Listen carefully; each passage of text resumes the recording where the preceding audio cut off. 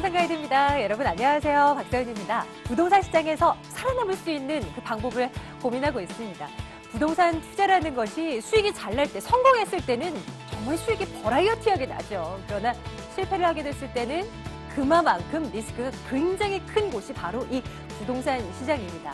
부동산 투자를 성공 투자로 가기 위해서는 어떻게 해야 됩니까? 바로 지금부터 함께 해주시면 되는 거죠. 자, 부동산 가이드 지금부터 여러분들과 함께 할 거고요. 전화 문자 주시면 되는데 어떻게 참여할 수 있는지는 잠시 후에 공개할게요. 부동산 가이드 지금 출발하겠습니다.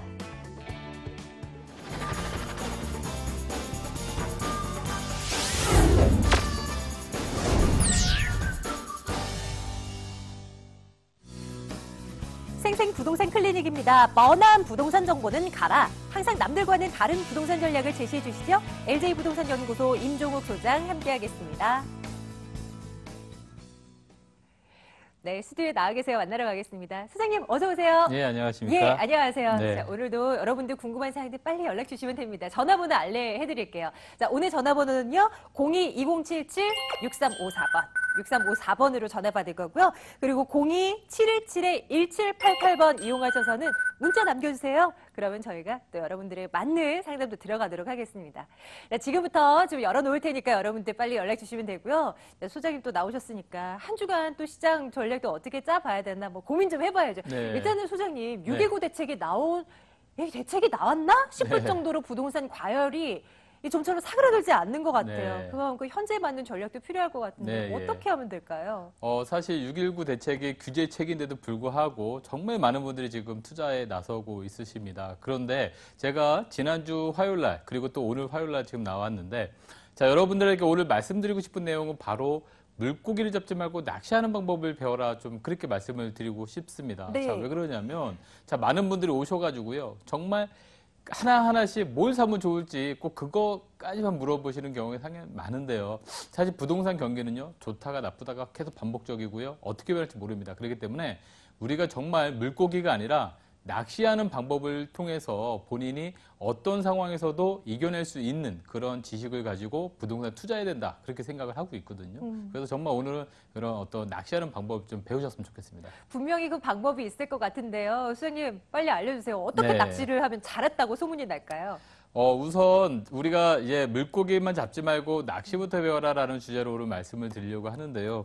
자, 부동산에 대한 부분들을 좀 하나하나 좀 기본부터 다시 좀 찾아갔으면 좋겠고요. 물론 그 지역적인 부분을 알아가시는 것도 상당히 중요한데 부동산이 막연한 그냥 투기가 아니라는 거. 우리가 투자를 통해서 이 부동산이라는 것은 단순하게 예전에 뭐 우리 튤립이라는 어떤 상품도 있었습니다. 그런 거와 다르게 정말 필요에 의해서 의식주 중에 하나이기 때문에 그냥 막연하게 남들이 하기 때문에 따라가는 투자가 아닌 정말 조심스러운 투자를 했으면 하는 바람에 오늘 좀 주제 강의를 만들어 봤고요. 자, 투자라는 게 뭔지부터 한번 생각을 한번 해보도록 하겠습니다. 자, 우리가 투자라는 건 항상 리스크가 따라다닐 수밖에 없다라는 걸 좀 생각을 해보셔야 되는데요. 자, 일반적으로 우리가 리스크를 떠안지 않으려면 저축이라는 걸 합니다. 자, 저축이라는 것은 이자가 항상 정해져 있죠. 그렇기 때문에 정해진 이자만큼을 받아갑니다. 하지만 그 이자가 마음에 들지 않기 때문에 우리는 이런 불확실성에 대해서 투자한다는 게 바로 투자입니다. 그런데 예전에 우리가 지표를 한번 보면요. 2008년도가 가장 높았던 지수를 가지고 있습니다. 2008년도. 자, 여러 군데 우리가 고민 상담을 해주다 보면요.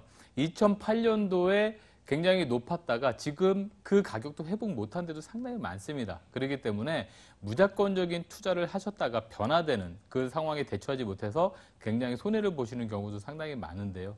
자, 그렇기 때문에 이제 우리는 지금이 아니라 앞으로 5년, 10년을 앞으로 내다보면서 투자를 해야 된다는 것이 가장 필요하겠습니다. 그래서 지금보다는 좀 더 미래를 보는 해안, 그런 해안을 가지고 투자를 해야 된다라는 주제로 말씀을 드릴 건데요.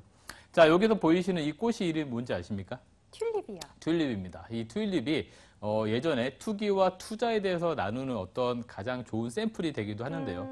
자, 네덜란드에서 튤립이 예전에는 이 황실을 뜻하는 여러 가지 고급적인 꽃이었다라고 합니다. 근데 이 꽃이 다 자라기 전까지는 이 모양새를 정확하게 알 수가 없기 때문에 이 봉오리에 따라서 이 꽃이 등급이 매겨졌다고 합니다. 그래서 가장 상위 등급의 꽃들이 아주 비싼 가격에 거래가 됐는데요. 자, 17세기에 일어났던 일입니다. 자, 그때 당시에 요 한 사람의 어떤 소득이 150 플로린이었다고 하는데요. 가장 꼭대기인 6,000 플로린까지 올랐었다고 합니다. 약 40배.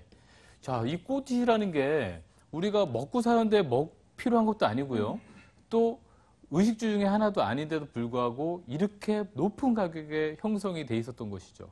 그런데 가격이 끝까지 갈 줄 알았었지만 나중에 결국에는 이 꽃에 대해서 더 이상 필요로 하는 사람이 없어지는 순간에 가격은 떨어지고 말았던 것이죠. 그래서 이 꽃에 투자했었던 모든 사람들이 전부 다 굉장히 망했다고 표현하는 게 맞겠죠. 굉장히 큰 순환을 겪었습니다. 이런 것처럼 이 꽃이라는 게 어떤 주체 사상이 없는데 이 꽃 자체에 대해서 그냥 탐욕스러운 그런 부분 때문에 가격이 이렇게나 많이 올라갔었던 이런 투기적인 부분이 있었다라는 것을 한번 생각해 볼 필요가 있다라고 말씀드리겠고요.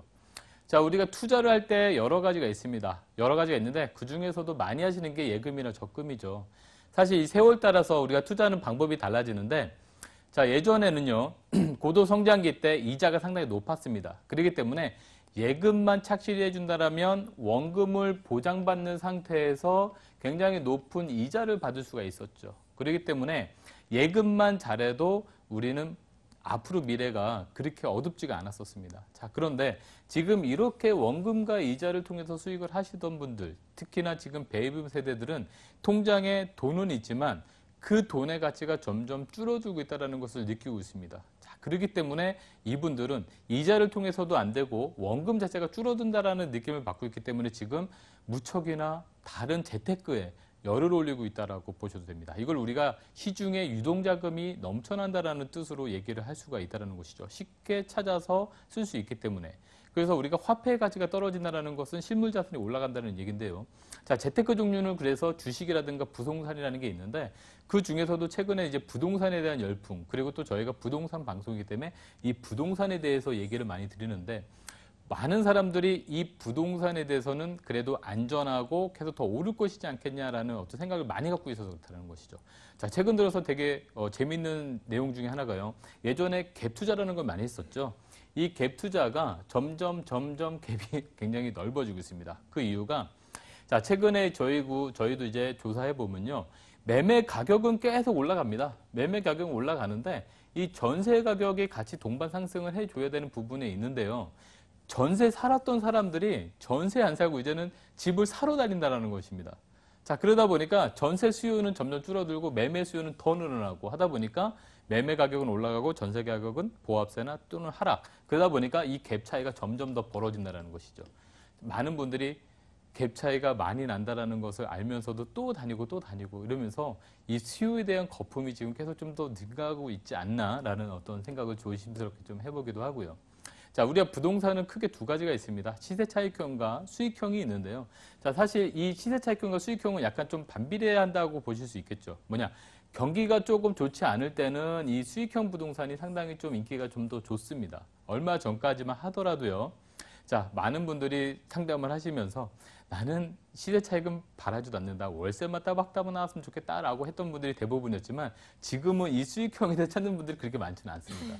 지금은 많은 분들이 이 시세 차익, 특히나 많은 분들이 진짜 들었는지 아닌지는 모르겠지만 철순의 엄마는 뭘 얼마를 벌었다, 또 영인의 엄마는 얼마를 벌었다 이런 식으로 과열적으로 누가 돈을 얼마나 벌고 샀던 아파트가 며칠 만에 얼마 오르고 그런 얘기가 너무 많이 듣고 계시는 것 같아요. 그런데 이런 얘기들은요. 사실일 수도 있고 사실이 아닐 수도 있다는 얘기입니다. 그래서 정확한 지표에 움직여서 자기만의 어떤 정의를 좀 내리실 필요성이 있기 때문에 이런 것들은 우리가 국토교통부나 가면 실거래되는 가격이라는 게 다 뜨게 됩니다. 그렇기 때문에 이 실거래 가격을 통해서 실제 가격 거래가 어떻게 형성됐는지를 본인이 직접 보실 수 있는 그런 어떤 능력도 굉장히 필요하겠다라고 좀 말씀을 드리겠고요. 자, 우리가 돈을 얼마를 벌었다라는 것은 결국에 수익률로 얘기할 수 있습니다. 좀 전에 시세차익형도 수익률로 얘기할 수 있고요. 또 임대소득, 수익형도 수익률로 얘기할 수 있습니다. 자, 이 수익률은 부동산뿐만 아니라 뭐 주식이나 딴 데서도 통용되는 건데요.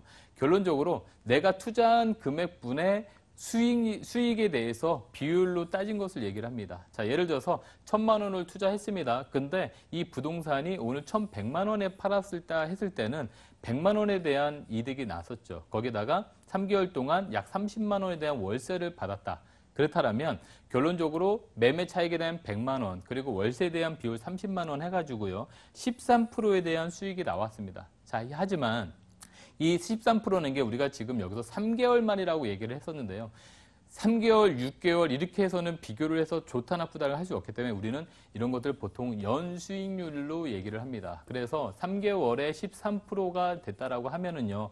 곱하기 3개월이니까 4를 곱해서 나오는 수익률이 연수익률이 되겠죠. 그래서 연수익률로 어떤 부동산을 투자했더니 수익률이 좋았다 하더라. 또는 어떤 부동산에 투자했더니 월세 임대료가 얼마 나온다더라. 이런 수익률을 비교를 해서 사실 이자와도 비교하는 방법이 우리가 수익률이다라고 얘기를 합니다. 그래서 아파트나 또는 부동산 투자하실 때 이 수익률을 어느 정도 갈 것인지 목표치를 정해놓고요. 매도하시는 타이밍도 되게 중요하다는 것이죠. 무조건 막 천정부지로 오를 것 같아서 기다리고 있다가 나중에 묶여버릴 수도 있다는 것을 조금 더 감안해 보았으면 좋겠고요. 자, 부동산 가격을 결정한 요인에 대해서 한 번 더 얘기해 보겠습니다. 부동산은요, 철저하게 공급과 수요에 의해서 움직이는 경향이 있습니다. 자, 우리가 튤립은 아까 수요가 굉장히 증가했다가 수요가 갑자기 꺾일 수 있습니다. 그렇다면 이 꽃이라는 거는 정말 무용지물이겠지만 그래도 부동산이라는 것은요, 우리가 의식주 중에 거주를 해야 되는 부분이 있습니다. 그렇기 때문에 이 집이라는 것은 거주를 한다라고 했을 때 그 집이 결론적으로 어떤 보급률, 그러니까 보유율을 갖고 있을 때 정말 이 집이 필요가 있느냐 없느냐라는 것을 보실 수가 있는데요. 자, 수요가 많으면 당연히 가격은 오를 거고요. 수요가 적으면 가격은 떨어진다. 이건 많은 분들이 알고 계실 겁니다. 하지만 부동산에 대한 공급은 일시적으로 생겨나지 않고요. 2년, 3년, 심지어는 그 이상도 그 기간이 필요하다라는 거기 때문에 바로 즉흥적인 공급이 안 돼서 앞으로 향후에 3년, 4년을 좀 더 내다보는 해안이 좀 필요하다라는 부분이고, 자, 얼마 전에 말씀하신 것처럼 6.19 대책 같은 부동산 정책이라는 게 있습니다.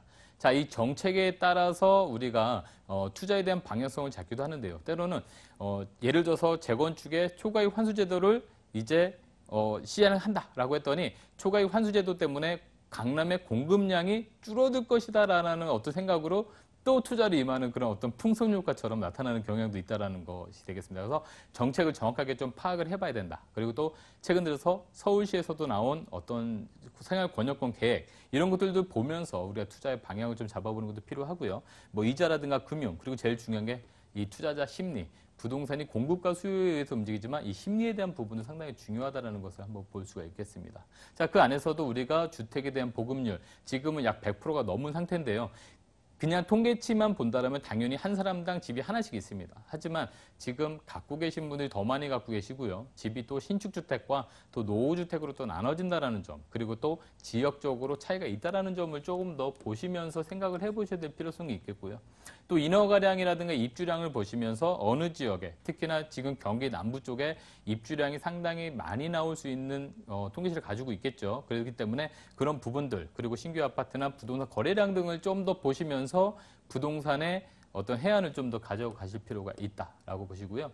또 부동산 정책도 되게 중요합니다. 이게 과연 규제책인지 또는 완화책인지 보셔야 되는데요. 사실 완화책이 나온다 해서 바로 부동산이 좋아지지 않습니다. 그리고 규제책이 나온다 해서 지금 바로 또 막 잡히지도 않습니다. 약간 시간이 필요하고요. 또 그 규제나 완화 정책이 어떤 거에 따라서 또 조심스럽게 생각해 보실 필요가 있겠고요.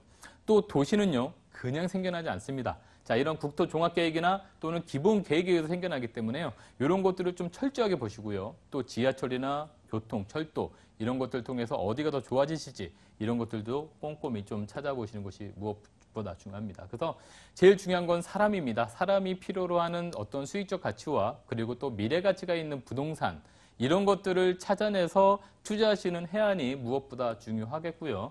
또 더불어서 2023년, 지금으로부터 5년 후입니다. 자, 지금 사시는 부동산은 앞으로 5년 후를 보고 5년 후에 좋아질 지역이라든가 좋아지는 부동산을 매입을 하셔야 되겠죠. 그렇기 때문에 제일 중요한 부분이 바로 일자리가 늘어나는 자리. 지금 현재 문재인 정부에서도 일자리를 상당히 중요하게 생각하고 있죠. 그래서 일자리, 역세권, 그리고 또 중요한 1, 2인 가구 증가가 많이 지속되고 있기 때문에 이런 소형주택에 대한 비율, 이런 것들을 전체적으로 통합적으로 고민해 보시고 부동산 투자하는 그런 어떤 해안을 좀 만드셨으면 하는 바람입니다. 자, 오늘은요. 부동산을 어떻게 낚시를 잘할 수 있는가 그 방법을 말씀 주셨는데요. 이게 참 어렵죠? 이걸 우리 실생활에 적용시키려고 해도 참 어려우실 겁니다. 방송을 통해서도 저희가 해결해드리지만 오프라인을 통해서도 세미나에 이용하실 수가 있습니다. 어떻게 참여할 수 있는지 방법부터 안내해드릴게요. 네, 임종호 소장의 무료 세미나 안내해드릴게요. 부동산 낚시하는 그 비법을 공개합니다. 7월 19일 수요일 오후 2시에 진행됩니다. 공덕역 인근으로 오시면 되는데요. 2077-6354번으로 문의해 주시기 바랄게요.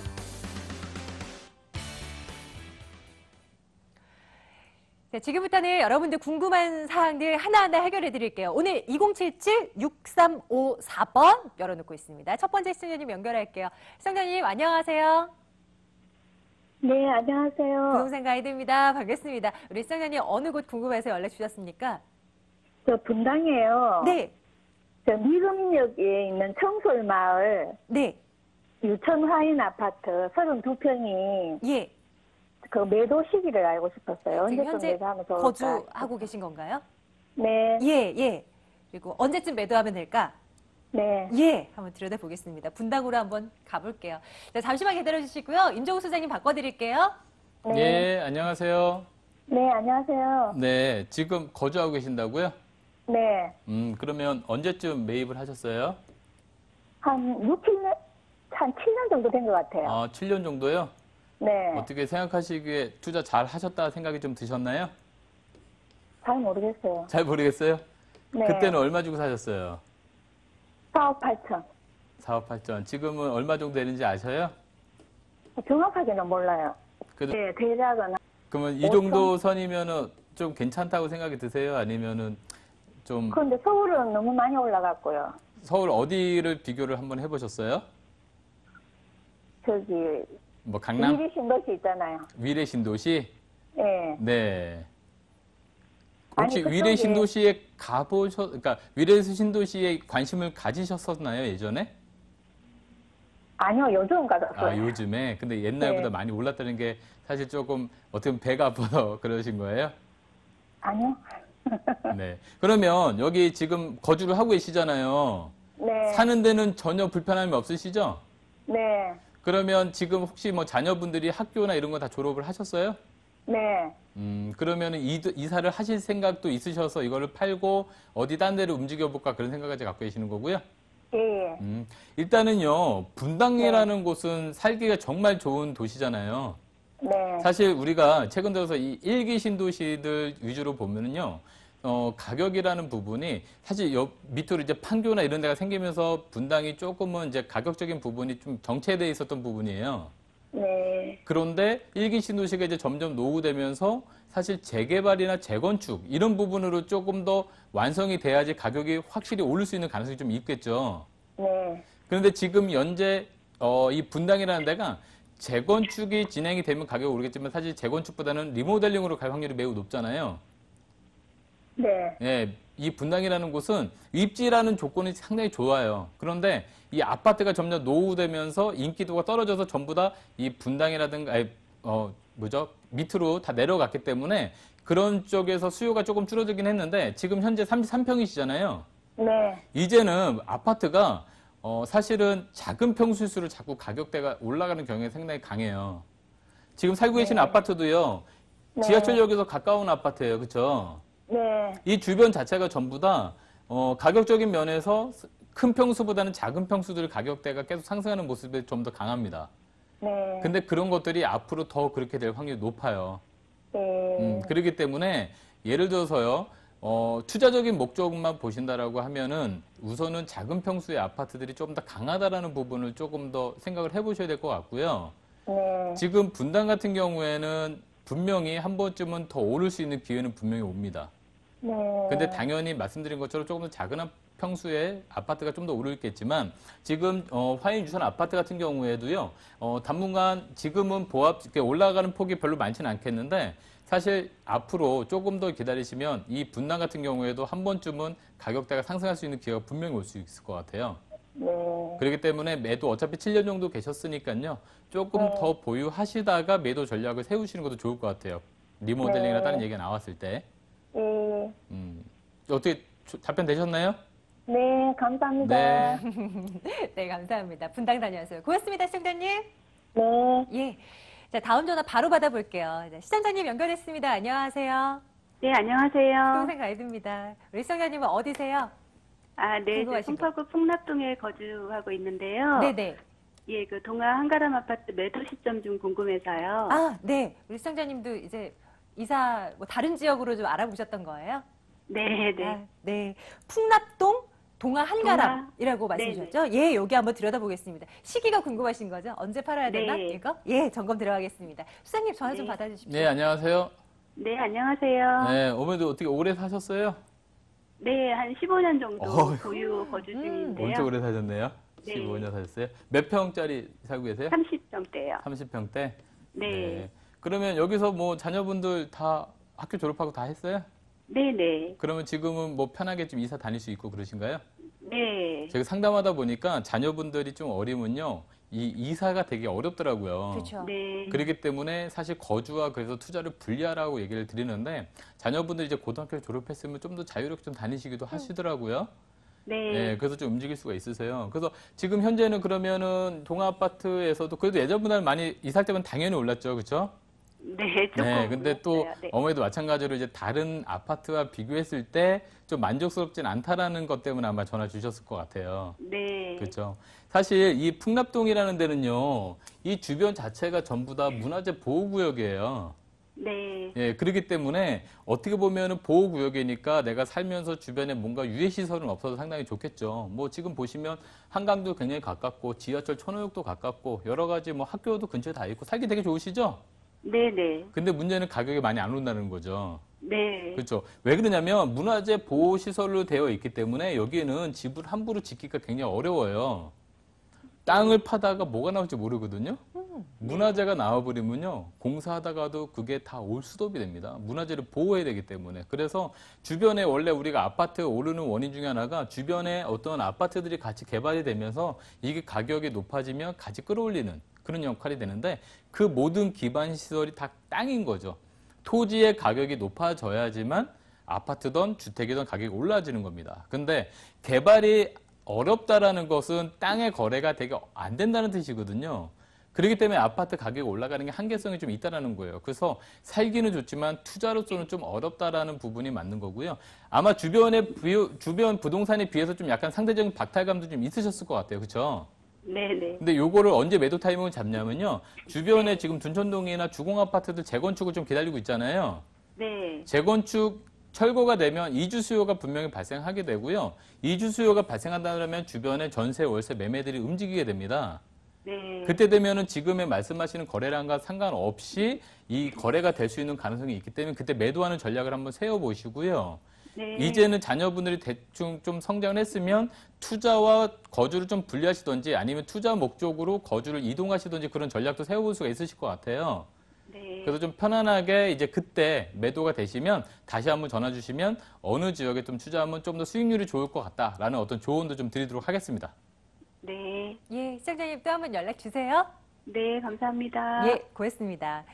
자, 오프라인을 통해서도 우리 임종우 소장님 만나뵐 수 있는 기회가 있습니다. 다시 한번 체크해 드릴게요. 임종우 소장과 함께하는 무료 세미나입니다. 부동산 낚시하는 방법. 이 주제입니다. 7월 19일 수요일 오후 2시입니다. 2077-6354번으로 문의해 주시기 바랄게요. 자, 오늘은 LJ부동산연구소 임종우 소장과 함께 말씀 나눴습니다. 소장님, 오늘도 고맙습니다. 네, 감사합니다.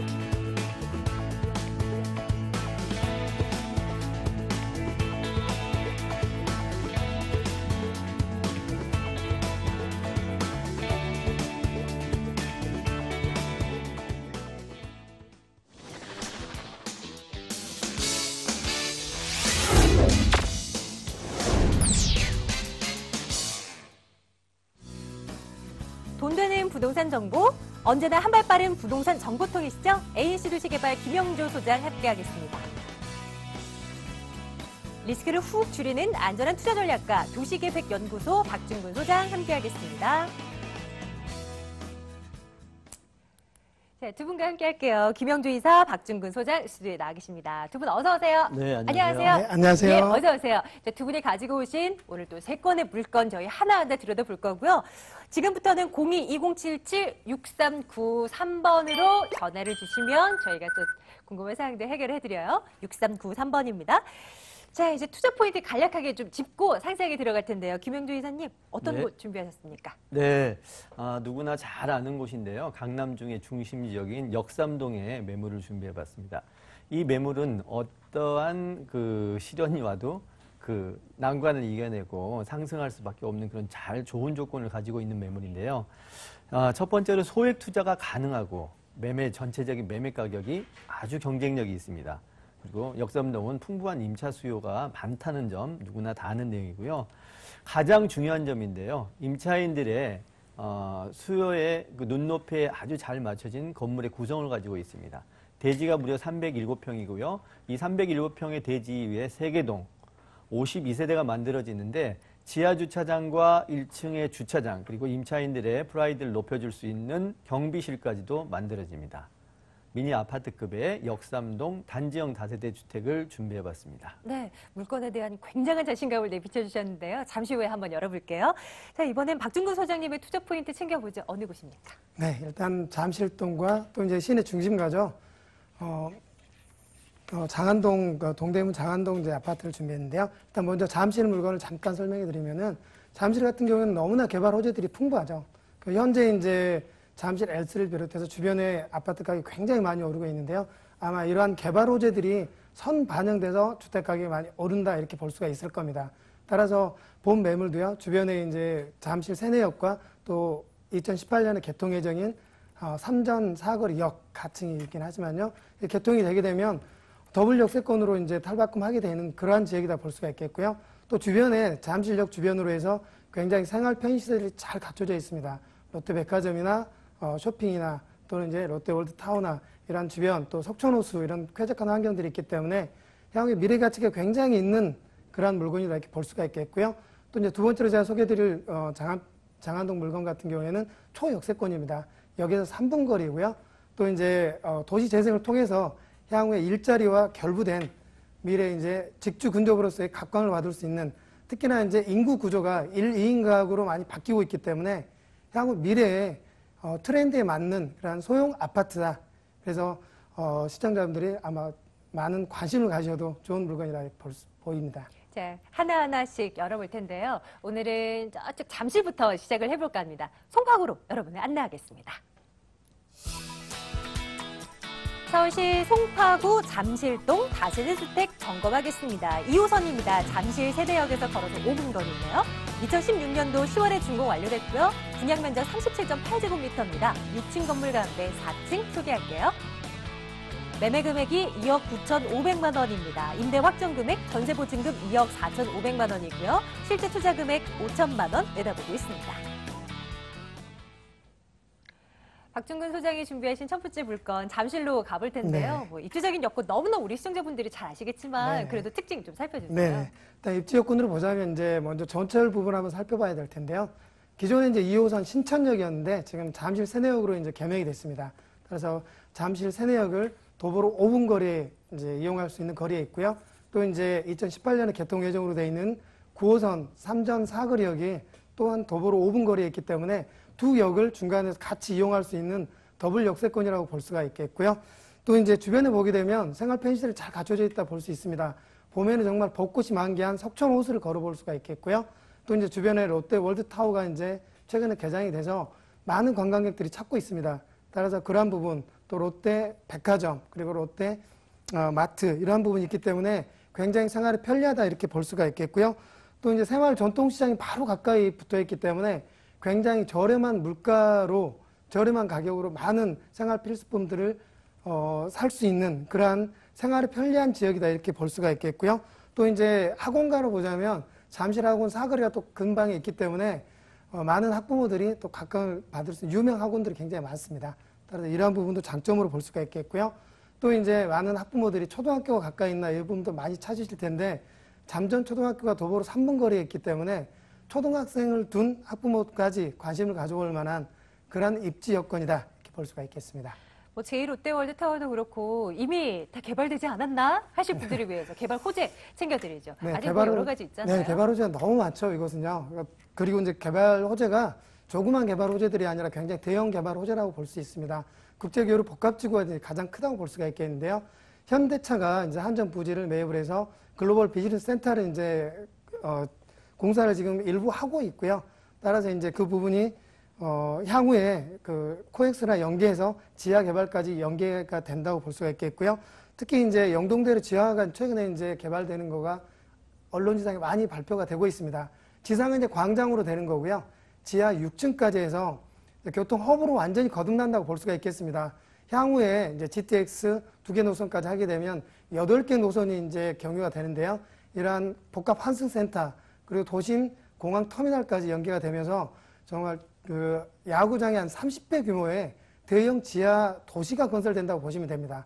따라서 여기에서 일하시는 분들도 많이 이제 생길 수가 있겠고요. 또 바로 연계해서 잠실 운동장 재개발에 또 개발 예정으로 되어 있는데요. 이 부분은 향후에 이제 그 코엑스랑 이제 연계를 해가지고요. 그곳에서 이제 호텔이나 컨벤션 센터나 또 이런 부분이 있고 야구장이 조금 이제 위치가 변경이 되고요. 또 수변 공원이 이제 조성이 되면서 굉장히 친환경적으로 관광객들이 많이 방문할 수 있는 그러한 여건이 갖춰진다 볼 수가 있겠고요. 또 이제 88 올림픽대로도 이제 지하로 이제 일부 되면서 수변 스포츠 이제 수상 스포츠 부분도 이제 할 수가 있겠고요. 마리나 형태로 개발이 된다 이렇게 볼 수가 있겠습니다. 또한 무엇보다도 이제 교통 부분에서 가장 중요한 점이 철도 전철이라고 볼 수가 있겠는데요. 지하철 9호선 이제 3단계가 거의 완료 단계로 이제 접어들고 있습니다. 따라서 내년에 이제 9호선이 개통이 되게 되면 지금 현재도 사실은 잠실 주변이 아파트 값이 굉장히 많이 올랐습니다. 일부 이제 아파트를 예를 들자면 일부 엘스 아파트 같은 경우에는 호가가 지금 14억이 넘어가고 있는 정도로 굉장히 급상승했다 볼 수가 있겠습니다. 그만큼 주변에 잠실 집가가 많이 올랐다고 볼 수가 있겠고요. 본 매물도 잠실 본동에 위치하고 있기 때문에 향후에 미래 가치가 굉장히 있는 그런 개발 호재를 충분히 받을 수 있는 그러한 물건지다 이렇게 볼 수가 있겠습니다. 그러면 이제 건물을 한번 만나러 가볼까요? 저희 지금 송파구 잠실동 다세대 주택 점검하고 있는데요. 준공이 완료된 물건입니다. 네네. 한번 들여다볼까요? 네, 일단은 작년 10월에 준공이 된 상태고요. 현재 이제 전세가가 맞춰져 있는 상태예요. 이미 세입자는 들어와 있는 상태고요. 6층 건물 내 4층이고요. 1층은 이제 필로티 주차장으로서 굉장히 주차가 편리하다고 볼 수가 있겠습니다. 그리고 이제 각종 편의시설들을 보자면 무인 택배함부터 해서 엘리베이터